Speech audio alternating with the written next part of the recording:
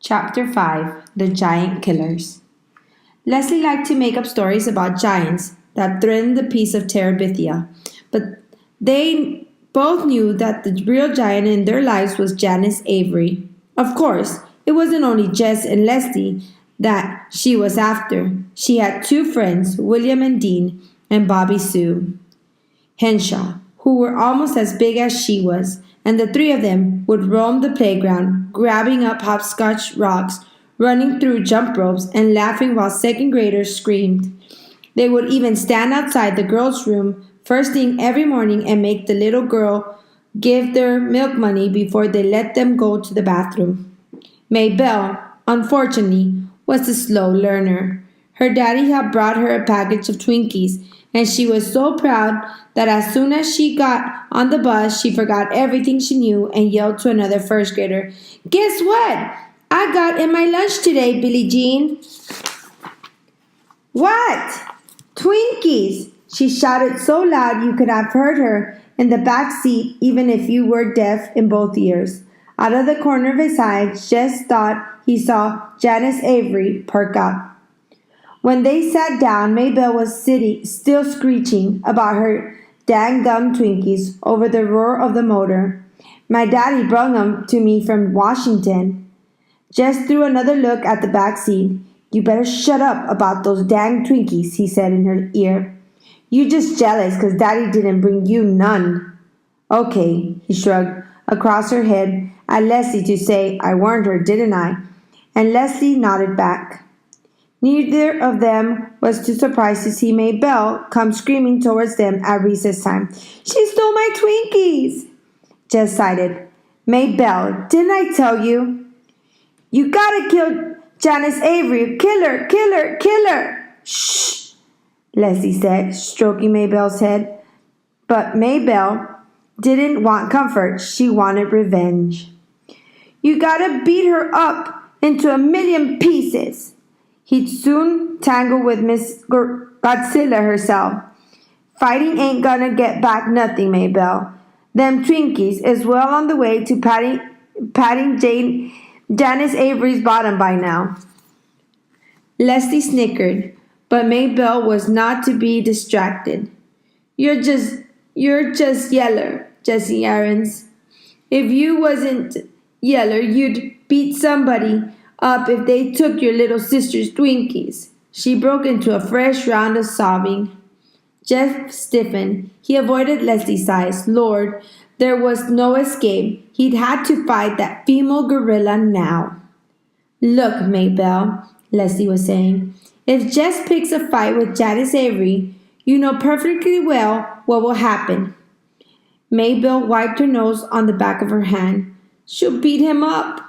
"No. He'll get kicked out of school for fighting a girl. You know how Mr. Turner is about boys who pick on girls."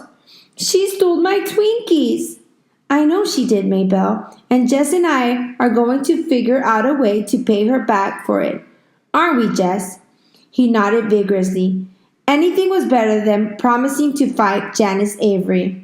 "What you gonna do?" "I don't know yet. We'll have to plan it out very carefully. But I promise you, Maybelle, we'll get her." "Cross your heart and hope to die?" Leslie solemnly crossed her heart. Maybelle turned expectantly to Jess, so he crossed his too, trying hard not to feel like a fool, crossing his heart to a first grader in the middle of the playground. Maybelle snuffled loudly. "It ain't as good as seeing her beat to a million pieces." "No," said Leslie. "I'm sure it isn't, but Mr. Turner, running this school, it's the best we can do. Right, Jess?" "Right." That afternoon, crouched in the stronghold of Terabithia, they held a council of war. How to get Janice Avery without ending up squashed or suspended, that was their problem. "Maybe we could get her caught doing something." Leslie was trying another idea. After they had both rejected putting honey on her bus seat and glue in her hand lotion. "You know, she smokes in the girls' room. If we could just get Mr. Turner to walk past while the smoke is pouring out." Jess shook his head hopelessly. It wouldn't take her 5 minutes to find out who squawked. There was a moment of silence while they both considered what Janice Avery might do to anyone who reported her to the principal. We gotta get her without her knowing who done it. Yeah, Leslie chewed away at a dried apricot. You know what girls like? Janice hate most? What? Being made a fool of. Jess remembered how Janice had looked that day he'd made everyone laugh at her on the bus. Leslie was right. There was a crack in the old hippo hide. Yeah. He nodded, beginning to smile. Yeah. Do we get her about being fat? How about, Leslie began slowly, how about boys? Who's she stuck on? Willard Hughes. I reckon every girl in the 7th grade slides to the ground when he walks by. Yeah, Leslie's eyes were shining. The plan came all in a rush. We write her a note, you see, and pretend it's from Willard. Jess was already getting a pencil from the can and yanking a piece of notebook paper out from under a rock. He handed it to Leslie. No, you write. My handwriting is too good for William Hughes. He got set and waited. Okay, she said. Dear Janice. No, dearest Janice. Jess hesitated doubtfully. Believe me, Jess, she'll eat it up. Okay, dearest Janice. Don't worry about punctuation or anything. We have to make it look as if Willard Hughes really wrote it, okay? Dearest Janice, maybe you wouldn't believe me, but I love you. You think she'll? He asked as he wrote it down. I told you, she'll eat it up. Girls like Janice Avery believe just what they want to in this kind of situation, okay? Now, if you say you do not love me, it will break my heart, so please don't. If you love me as much as I love you, my darling, hold it. I can't write that fast. Leslie waited, and when he looked up, she continued in a moony voice. Meet me behind the school this afternoon after school. Do not worry about missing your bus. I want to walk home with you and talk about us. Put us in capital letters. My darling. Love and kisses. Willard Hughes. I don't know. Kisses. Yeah, kisses. Put a little row of X in there too. She paused, looking over his shoulder while he finished. Oh, yes, put P.S. He did. Don't tell any. Oh, P.S. He did. Don't tell anybody. Let our love be a secret for only us two right now. Why'd you put that in? So she'll be sure to tell somebody, stupid. Leslie reread the note, nodding approval. Good. You misspelled believe, and two. She studied a minute longer. Gee, I'm pretty good at this. Sure. You probably had some big secret love down in Arlington. Jess Aris, I'm going to kill you. Hey girl, you killed the king of Terabithia and you're in trouble. Regicide, she said proudly. Reggie what? Did I ever tell you the story of Hamlet? He rolled over on his back. Not yet, he said happily. Lord, he loved Leslie's stories. Sundays, when he was good enough, he would ask her to write them in a book and let him do all the pictures. Well, she began, there was once a prince of Denmark named Hamlet. In his head, he drew that shadowy castle with the tortured prince pacing the parapets. How could you make a ghost come out of the fog? Crayons wouldn't do, of course, but with paints you could put one thin color on top of another so that you would begin to see a pale figure moving from deep inside the paper. He began to shiver. He knew he could do it if Leslie would let him use her paints.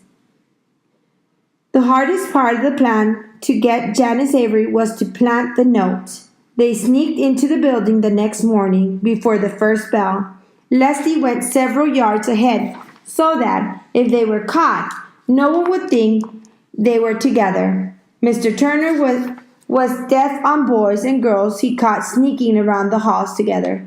She got to the door of the 7th grade classroom and peeked in. Then she signaled Jess to come ahead. The hairs prickled up his neck. Lord, how'll I find her desk? I thought you knew where she sat.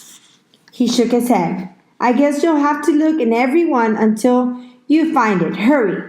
I'll be a lookout for you. She closed the door quietly and left him shuffling through each desk, trying to be careful not to make a mess, but his stupid hands were shaking so much he could hardly pull anything out to look for names.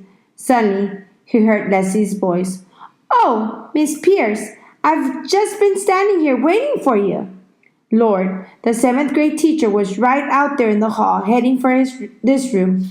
He stood frozen. He couldn't hear what Miss Pierce was saying back to Leslie through the closed door. Yes, ma'am. There's a very interesting nest on the south end of the building, and since Leslie raised her voice even louder, you know so much about science, I was hoping you could take a minute to look at it with me and tell me what built it.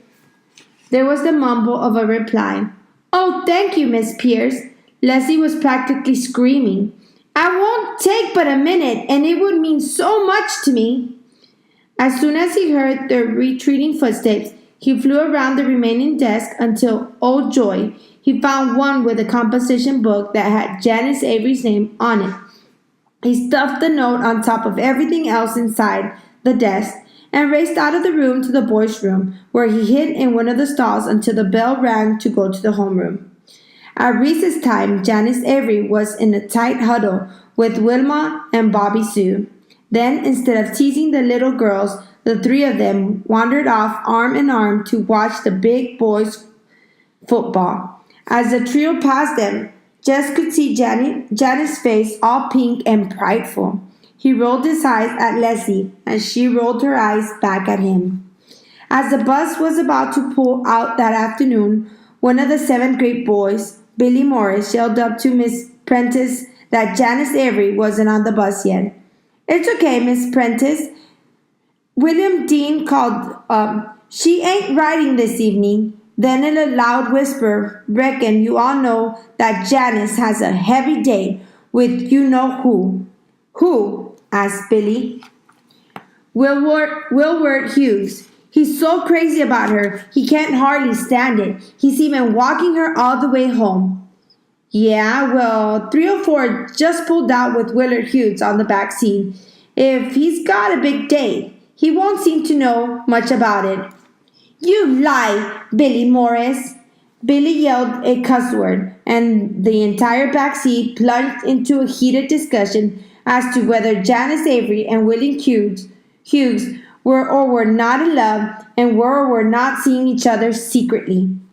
As Billy got off the bus, he hollered to Wilma, You just better tell Janice that Willard is going to be mad when he hears what she's spreading all over the school.